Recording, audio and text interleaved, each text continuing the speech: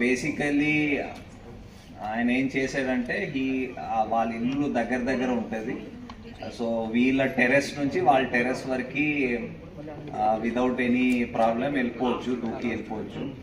So ఆయన ప్రకారం ఆయన దూకేసి అక్కడ వెళ్ళి ఒక క్రికెట్ బ్యాట్, వాళ్ళ ఇంట్లో ఒక క్రికెట్ బ్యాట్ ఉంటుంది, ఆ క్రికెట్ బ్యాట్ దొంగతనం చేయడం అని ఆయన దగ్గర పెట్టుకోవడం అని అనుకొని వెళ్ళాడు. సో అది వెళ్తప్పుడు అక్కడ అది బ్యాట్ తీసుకొని బయటకు వస్తప్పుడు పాప హ్యాస్ సీన్ హిమ్. చూసినాక వెంటనే అరిచింది.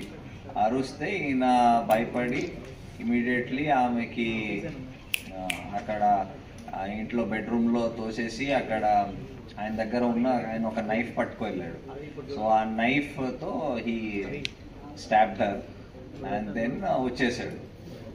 అండ్ ఇన్ఫ్యాక్ట్ మనకి తర్వాత ఇన్వెస్టిగేషన్ డీటెయిల్లో చూసినప్పుడు మన ఐఓస్ రియలైజ్ దట్ ఇనీషియల్ స్టేజెస్లో కూడా ఎగ్జామిన్ ఆయనతో మాట్లాడేటప్పుడు he had actually misled the investigators by telling that నాకు వినిపించింది, పాప అరిచినట్టు వినిపించింది అండ్ 10 o'clock అలా he try to tell some story around that.